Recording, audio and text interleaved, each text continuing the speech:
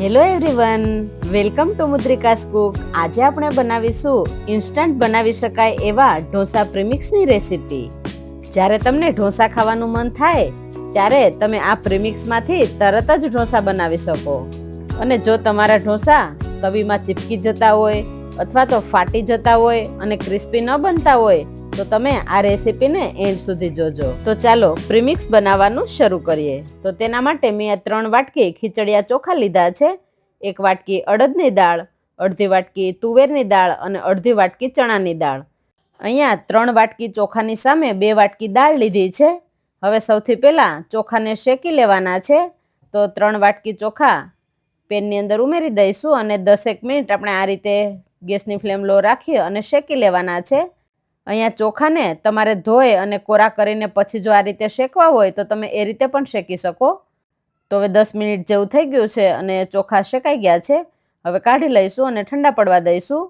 હવે આપણે દાળને પણ શેકી લેવાની છે. તો અડધી વાટકી ચણાની દાળ, અડધી વાટકી તુવેરની દાળ અને 1 વાટકી અડદની દાળ, ત્રણેય દાળને આપણે શેકી લઈશું.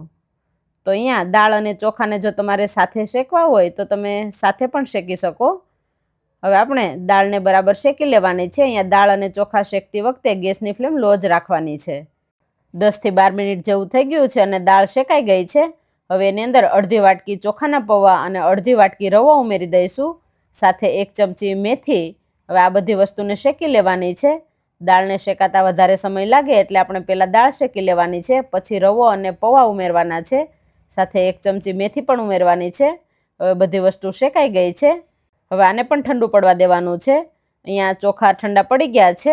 હવે આપણે દળી લઈશું. તો મિક્સર જારની અંદર થોડા થોડા ચોખા ઉમેરી અને દળી લેવાના છે.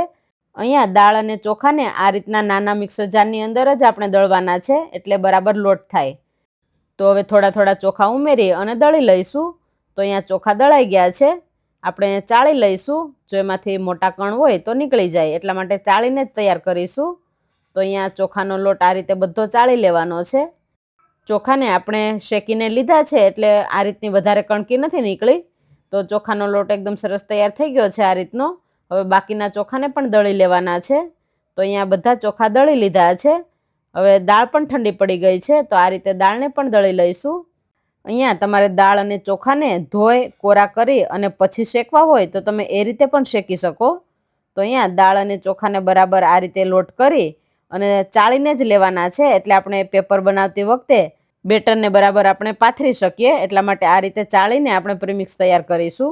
તો બાકીનો આ રીતે કણકી જે નીકળે છે એને કાઢી લઈશું અને પાછા જે પીસીએ એની અંદર ઉમેરી દેવાનું છે. હવે આપણે છેલ્લે જે દાળ દળીએ એની અંદર 2 ચમચી મીઠું, 1 ચમચી ખાંડ, અડધી ચમચી બેકિંગ સોડા અને અડધી ચમચીથી ઓછા લીંબુના ફૂલ ઉમેરવાના છે અને દાળની સાથે જ એને દળી લઈશું.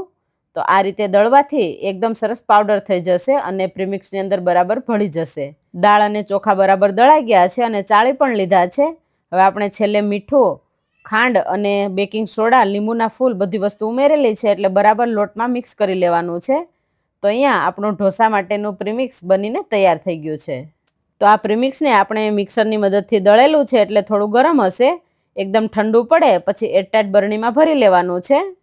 હવે આ પ્રીમિક્સને જો તમારે ફ્રીજમાં રાખવું હોય તો 6 મહિના સુધી પ્રીમિક્સ સારું રહેશે અને જો તમારે બહાર રાખવું હોય તો 1 થી 1.5 મહિના સુધી આ પ્રીમિક્સ એવું ને એવું જ રહેશે. પ્રીમિક્સની અંદર આપણે ખાંડ ઉમેરેલી છે એટલે પેપરનો કલર એકદમ સરસ આવશે અને લીંબુના ફૂલ અને સોડા ઉમેરેલા છે એટલે પેપર છે એકદમ ક્રિસ્પી બનશે. તો બસ જ્યારે ઢોસા ખાવાનું મન થાય ત્યારે માત્ર પાણી ઉમેરી અને તરત જ તમે ઢોસા બનાવી શકો. તો તમે પણ આ ઢોસા પ્રીમિક્સની રેસીપી જરૂરથી ટ્રાય કરજો. તો આપણે હવે ઢોસા પ્રીમિક્સમાંથી ઢોસા બનાવીને ટ્રાય કરીશું. તો હવે એક બાઉલની અંદર 4 થી 5 ચમચી જેટલું ઢોસાનું પ્રીમિક્સ લઈશું. અહીંયા તમારે જે પ્રમાણે ઢોસા બનાવવા હોય એ પ્રમાણે તમે લઈ શકો. હવે જરૂર પ્રમાણે પાણી ઉમેરીશું. અહીંયા આપણે એકસાથે બધું પાણી નથી ઉમેરવાનું કેમ કે થોડું થોડું પાણી ઉમેરીશું તો બેટરની અંદર ગાંઠા નહીં થાય અને એક સરખું બેટર તૈયાર થશે. તો આ રીતે થોડું થોડું પાણી ઉમેરી અને મિક્સ કરતા જઈશું અને ગાંઠા વગરનું બેટર તૈયાર કરીશું. તો અહીંયા આ રીતનું બેટર બનાવવા માટે 1.5 ગ્લાસ જેટલું પાણીની જરૂર પડી છે. હવે વિસ્કરની મદદથી 2 થી 3 મિનિટ આ રીતે ફેંટી લઈશું. તો અહીંયા આપણું આ રીતનું બેટર તૈયાર થઈ ગયું છે. હજી 10 મિનિટ આપણે રેસ્ટ આપીશું એટલે બેટર થોડું ઘાટું થશે. તો હવે બેટરને આપણે 10 મિનિટ માટે રેસ્ટ આપીશું એટલે બધા લોટ છે એ બરાબર પાણીમાં ફૂલી જાય. તો અહીંયા 10 મિનિટ જેવું થઈ ગયું છે અને બેટર બરાબર આ રીતનું તૈયાર થઈ ગયું છે. થોડું થીક પણ થઈ ગયું છે એટલે 2 થી 3 ચમચી જેટલું પાણી ઉમેરી અને થોડું પાતળું કરી લઈશું. અહીંયા બેટરને આપણે વધારે પાતળું નથી કરવાનું, તો આ રીતનું મીડિયમ થીક રાખવાનું છે. હવે ફરી પાછું 2 મિનિટ આપણે આ રીતે ફેટી લઈશું. તો અહીંયા બેટર ફેટાઈ ગયું છે અને આ રીતનું થઈ ગયું છે. હવે મેં અહીંયા તવો ગરમ કરી લીધો છે. હવે આપણે સૌથી પહેલાં તવાને વધારે ગરમ કરી લેવાનો છે, પછી આપણે ઠંડો પાડીશું. તો આ રીતે પાણી છાંટી અને ઠંડો પાડી લઈશું અને હવે આપણે લૂછી લેવાનું છે. તો એકદમ કોરો કરી લઈશું. પછી આપણે એના પર ડુંગળી ઘસી લઈશું આ રીતે, એટલે પેપર છે એ તવા સાથે ચીપકી ન જાય. તો આ રીતે ડુંગળી ઘસી લેવાની છે. હવે આપણે જે તૈયાર કરેલું બેટર છે એ ચમચાની મદદથી ઉમેરી દઈશું. તો 1 ચમચો બેટર ઉમેરીશું અને આ રીતે અંદરની સાઈડ આપણે આ રીતે ફેરવતા જઈશું ચમચાને. અહીંયા બેટર ઉમેરતી વખતે એ વાતનું ખાસ ધ્યાન રાખવાનું છે કે આપણો તવો છે એ વધારે ગરમ ન હોવો જોઈએ. જો તવો વધારે ગરમ હશે તો આપણું બેટર છે એ ચીપકી જશે અને પેપર છે એ જાડું બનશે. હવે 1 ચમચી બટર પેપરની અંદર ઉમેરી દઈશું અને આ રીતે ફેલાવી દઈશું. પેપર બધી બાજુ બરાબર શેકાઈ જાય એટલે તવાને આ રીતે ફેરવતા જઈશું અને ગેસની ફ્લેમ લો રાખી અને પેપર શેકી લેવાનું છે. તો હવે કિનારી પરથી પેપરને આ રીતે અલગ કરી લઈશું. તો અહીંયા આપણું એકદમ ક્રિસ્પી પેપર બનીને તૈયાર થઈ ગયું છે. હવે ફરી પાછો તવો આપણે ઠંડો પાડી દઈશું. ઠંડો પાડી અને લૂછી લઈશું અને ફરી આપણે કાંદો લગાવી દઈશું આ રીતે. કાંદો લગાવી અને પછી આપણે ફરી પાછું બેટર ઉમેરવાનું છે અને ગેસની ફ્લેમ લો રાખી અને આ રીતે બેટર પાથરી દઈશું. તો અહીંયા આ રીતે રાઉન્ડ શેપમાં આપણે ચમચાને ફેરવતા જઈશું હળવા હાથે. બેટરને પાથર્યા પછી જો આપણે ગેસની ફ્લેમ લો રાખીશું તો પેપર છે એ ક્રિસ્પી થશે. હવે તેલ અથવા તો બટર લગાવી અને આ રીતે ફેલાવી દઈશું અને ધીમા તાપે શેકાવા દઈશું. હવે બીજું પેપર પણ શેકાઈ ગયું છે. હવે એના પર મસાલા ઢોસાનો મેં અહીંયા મસાલો બનાવીને રાખેલો છે એ લગાવી દઈશું અને પેપરને ફોલ્ડ કરી દઈશું આ રીતે. તો અહીંયા આપણું બીજું પેપર પણ બનીને તૈયાર થઈ ગયું છે. તો આ રીતે બીજા બધા પેપર બનાવી લેવાના છે. તો છે ને એકદમ સહેલી રેસીપી. બસ પ્રીમિક્સ બનાવીને તૈયાર રાખો અને ફટાફટ પેપર બનાવી અને ઢોસા બનાવી શકો.